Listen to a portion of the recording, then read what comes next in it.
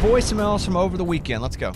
So with it getting hot outside and summer coming around, I've been noticing a lot more people have been leaving dogs in their cars with the windows barely cracked. But I'm just curious what you guys would do, because I ran into a dilemma the other day where I went in the store, there was a dog in the car.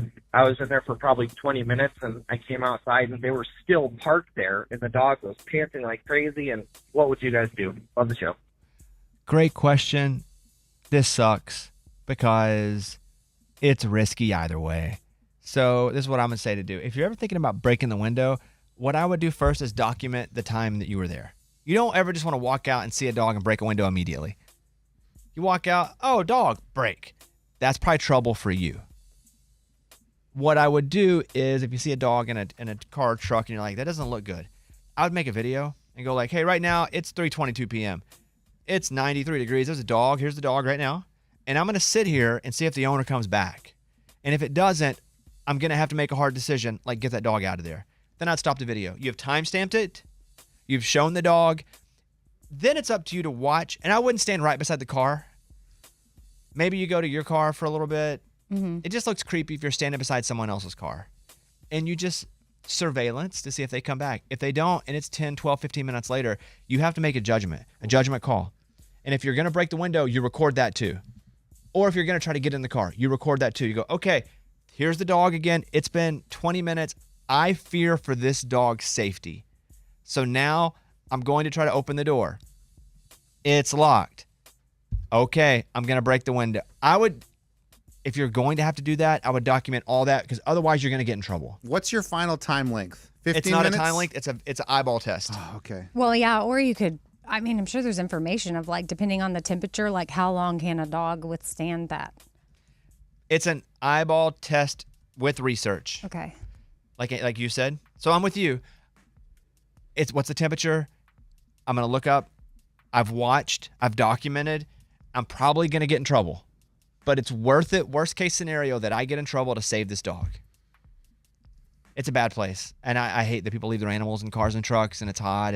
But sometimes I will say there are cars and trucks that have air. I had a Tesla back in the day. And I could leave the dog in because it would keep the air going. Oh, yeah. But I would never leave it for that often. But still, the fact that you ask means that you care. But if you're going to go crazy and break a window, you need to document the very beginning when you see it. Document the surveillance of it and then document the breaking of it. Otherwise, it looks like you're trying to rob a car or burglarize a car. What about call 911? You can do that, but the dog might die. That's the only fear in that. If the dog's like really really sweaty and you can for sure call the cops. Unless the eyeball test is like, this dog's really struggling. And also, will 911 come? I don't know. I'm on animal legal defense. That's fund. probably better. Probably do that, but I would just record everything and then get a good TikTok out of it. What? And they said 19 states, public officials are the only ones, such as law enforcement or humane officers, that can legally break a car window. Like I said, it probably won't be legal, and I'll probably get in trouble, but I'm going to have it all documented to at least show that my intentions were good, that I'm not suffering. I'm not going to prison for it. What are you in for? Saving a dog? Crap. If a dog is left unattended in a hot car and is suffering, police will likely respond to reports of animal neglect or distress. And again, it's an eyeball test of how much are they suffering. Document it is what I say. All right, next up. Hey, good morning from Alaska. I listen to the Bobby Bones Show daily, and I've listened to the thumb in the soup, and I'm wondering if you could just say, may I have a plate under my soup? And then they would be forced to carry it by the plate. All right, just a thought. Have a good day. Great idea. For those wondering what we're talking about, I go to this place. I love the soup, but every time they bring it out, they put their thumb in it. The tip of the thumb is either in the soup or it's on the side of the bowl, and it makes a thumbprint. And I posted a picture on social media to show. I didn't call out the restaurant, mostly because I love the soup. And so, yes, you can do that, but then it doesn't fix the problem for everybody else. If I just go, can I get a plate? I would like for them to fix it. Just fundamentally, the fix is we carry a plate. However, I've done nothing to actually improve that. We went back once. They did not have their thumb in the soup for the first time ever. Well, that's good. And I wonder if I got to them. I don't know. I'll let you know the next time. I'm all talk. Because I've not done anything about it. But yeah, I keep getting my thumb in the soup. Next up.